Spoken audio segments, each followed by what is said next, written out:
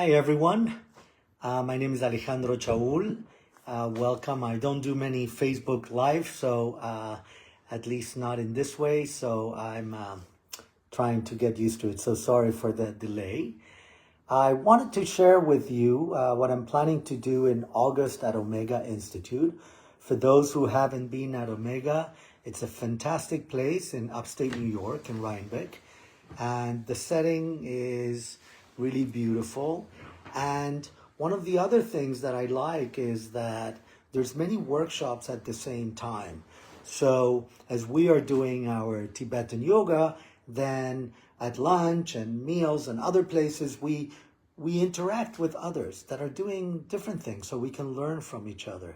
Also, there's yoga classes in the morning or meditations that you can attend to, as well as if you want to enjoy a massage or something else, you can do that too. And for people like me that like coffee, they have a really nice coffee place.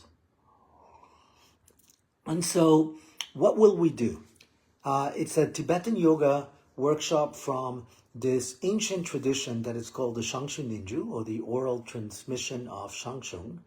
And I've been very fortunate to learn this tradition back in 93 in Trita Norbutse Monastery in Nepal, under the supervision of Lopun Tenzin Namdak and Khenpo, at that time, Khenpo Nima Wangyal. And over the years, I've been continuing studying and practicing this under the tutelage of Tenzin Wangyal Rinpoche. And under his tutelage, he asked me to start teaching it in 95. And since then, I've been teaching it in many different places, in the US, in Latin America, in Europe. And I've taught at Omega many, many, many years ago, and I'm really happy to come back. So what we'll do is it's a 5-day workshop. It's August 25th to 30th. And it's really an in-depth going into these two main sets of this Tibetan yoga practice. And what we'll do is it's open to everyone. You don't have to have any experience before. And so what we'll cover in these 5 days, we'll go into why a body posture from stillness to movement. What do we add when we move? What do we come back to when we're still? How about what's the subtle body and the channels, and how do we guide with the mind, the breath through the channels, particularly coming into the central channel? How do we work by being more in our central channel? All the practices of the Shangshung Ninju Trul Khor are on this particular practice called pervasive breath. And pervasive breath is you bring the breath into the center of your body and allow it to pervade. Sometimes I like to call this kind of the mandalic breath, as the tradition calls the body is like a mandala. And by doing these practices, we are able to use our body as a mandala, both in its sense of expansion and contraction from the center to the periphery to the center, as we say in Tibetan Gilkor. And as we do the different practices, we are going to be working with different parts of the body.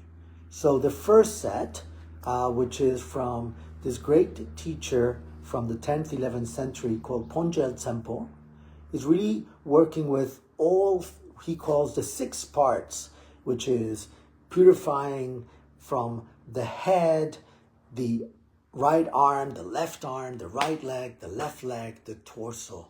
And then at the end, we shake and exhale.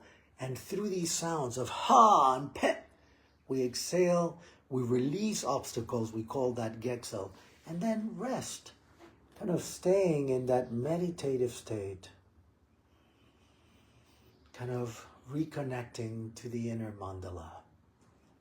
And then we'll continue with the 5 movements that Shartsa Tashi Jansen from the 19th century, as he wrote a commentary on this text, it's he made it in 5 parts. So there's a specific movement for the purification of the head, a specific movement for the purification of the legs, a specific movement for the purification of the arms, a specific movement for the purification of the upper part of the body, and a specific movement for the lower part of the body. And so as we engage with these practices, we continue both in terms of clearing obstacles and doing the movements and coming back into the meditative state, into what sometimes it's called in the Tibetan tradition Buddha, on enhancing, boosting our meditative state. And so we're going to go from the stillness to movement, movement to stillness, every time going deeper into connecting to the center of the body, of the subtle body, the central channel. And then we're going to add another set of movements by another teacher called Orgum Kundul. And these movements are called the Cherak Sosoi Geksel Trul Khor, or the specific movements or the special movements that clear different parts of the body. So similar to the Nondro, as we were doing before, we are purifying also different parts of the body, but different kinds of movement. More in the Nondro is kind of a massage, where in this one's the body, that area of the body, we're moving and exhaling and releasing. And so I find it's a beautiful practice. Since I learned it back in 93, so 30 years ago, I've fell in love with it and I practice it every day. And I want to share it with you.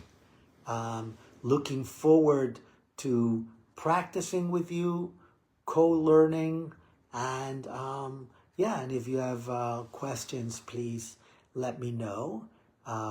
If you have questions now,